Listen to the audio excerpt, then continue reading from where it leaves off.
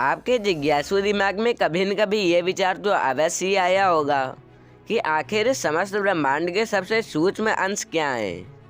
मतलब कि आखिर ये ब्रह्मांड किन चीज़ों से मिलकर बना है। काफ़ी समय तक हम मनुष्यों ने एटम यानी कि परमाणु को इस ब्रह्मांड के सबसे सूक्ष्म कण होने का स्थान दिया, लेकिन कुछ समय के पश्चात ही हमारे वैज्ञानिकों को यह पता चला कि एटम भी 3 कणों से मिलकर बना होता है। इसके बाद एक लंबे समय अंतराल तक उन 3 कणों इलेक्ट्रॉन्स, प्रोटॉन्स और न्यूट्रॉन्स को ही इस ब्रह्मांड के निर्माणकर्ता कणों का दर्जा प्राप्त रहा। इसके बाद क्वांटम फिजिक्स ने हमें इससे सूचित कराया कि प्रोटॉन्स और न्यूट्रॉन्स इस ब्रह्मांड के सबसे सूक्ष्म कण नहीं हैं, बल्कि ये भी क्वार्क्स नामक कणों से निर्मित होते हैं। अतः हमें मिला standard model of elementary particles of physics. इसमें हमें पता चला कि इस ब्रह्मांड के सबसे छोटे पार्टिकल्स फर्मियोन्स और बोसोन्स हैं, और ये सारा ब्रह्मांड एक एटम से लेकर एक सुपरमैसिव ब्लैक होल तक इन्हीं पार्टिकल्स से निर्मित है, और कोई भी चीज़ इनसे छोटी नहीं हो सकती। लेकिन एक थ्योरी यानी सिद्धांत ऐसा भी है जो हमें बताता है कि ये फंडामेंटल पार्टिकल्स भी किस चीज़ से बने हैं। ये थ्योरी है स्ट्रिंग थ्योरी। तो आइए जानते हैं कि ये स्ट्रिंग थ्योरी क्या है और ये हमें क्या ज्ञान प्रदान करती है।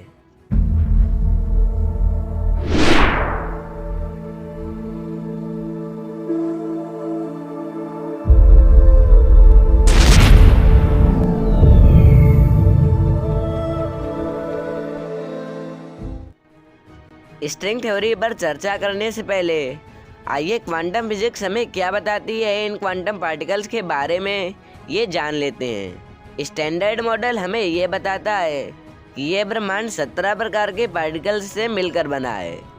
इसमें से 12 पार्टिकल्स फर्मियोन्स हैं जो ब्रह्मांड के मैटर का निर्माण करते हैं।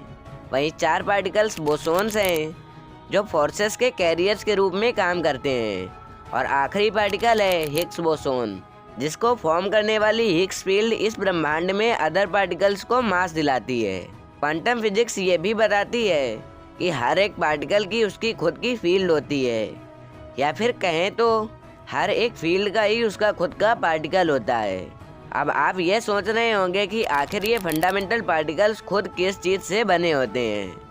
तो इसका उत्तर यह है कि असल में तो ये पार्टिकल्स किसी से बने ही नहीं होते हैं। दरअसल किसी भी फील्ड में आया डिस्टर्बेंस ही उस फील्ड का पार्टिकल कहलाता है। साधारण और सरल शब्दों में कहें तो ये पार्टिकल और कुछ नहीं बल्कि उन 17 अलग अलग फील्ड्स में होने वाले डिस्टर्बेंस या वाइब्रेशंस ही हैं। जैसे कि टॉप क्वार्क फील्ड में आया डिस्टर्बेंस ही टॉप क्वार्क पार्टिकल होता है, और इलेक्ट्रॉन फील्ड में आया डिस्टर्बेंस ही इलेक्ट्रॉन होता है। आई होप कि अब आप लोग क्वांटम फिजिक्स की इन फंडामेंटल पार्टिकल्स के बारे में क्या एक्सप्लेनेशन है ये समझ गए होंगे। आइए अब जान लेते हैं स्ट्रिंग थ्योरी के बारे में। स्ट्रिंग थ्योरी ये कहती है कि ये सारी 17 फील्ड्स कोई अलग अलग फील्ड्स नहीं हैं, बल्कि इस ब्रह्मांड में एक वाइब्रेटिंग स्ट्रिंग्स से बनी हुई फील्ड मौजूद है, और इसी फील्ड में मौजूद स्ट्रिंग्स के डिफरेंट वाइब्रेशंस और फ्रिक्वेंसी के कारण ही हमें अलग अलग पार्टिकल्स देखने को मिलते हैं। आइए इसको एक बेहद ही आसान उदाहरण की मदद से समझते हैं। आपने कभी न कभी गिटार को बजते हुए जरूर ही देखा होगा। जिस प्रकार उस गिटार में लगे स्ट्रिंग्स यानी धागों को अलग अलग खिंचाव से खींचने पर अलग अलग धुन निकलती है, ठीक उसी प्रकार इन क्वांटम स्ट्रिंग्स के अलग अलग फ्रिक्वेंसीज के आधार पर अलग अलग पार्टिकल्स अस्तित्व में आ पाते हैं। अब आपका जिज्ञासु दिमाग इस चीज़ पर विचार कर रहा होगा कि जब स्ट्रिंग थ्योरी इतनी ही सही है और हमें एक थ्योरी ऑफ एवरीथिंग देती है, तो आखिर क्यों हमारे वैज्ञानिक इस थ्योरी को हमारे विज्ञान में नहीं जोड़ते हैं, और आखिर क्यों वैज्ञानिक इस थ्योरी को पूरी तरह सहमति नहीं देते हैं। तो ऐसा इसीलिए है क्योंकि स्ट्रिंग थ्योरी हमारे इस 3 डायमेंशन वाले वर्ल्ड में काम नहीं करती है।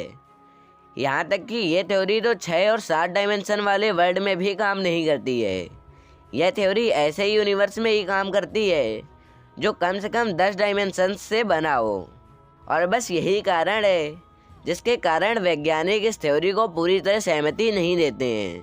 हालांकि लार्ज हैड्रॉन कोलाइडर में वैज्ञानिक ऐसी ही नई डायमेंशंस की खोज में लगे हुए हैं।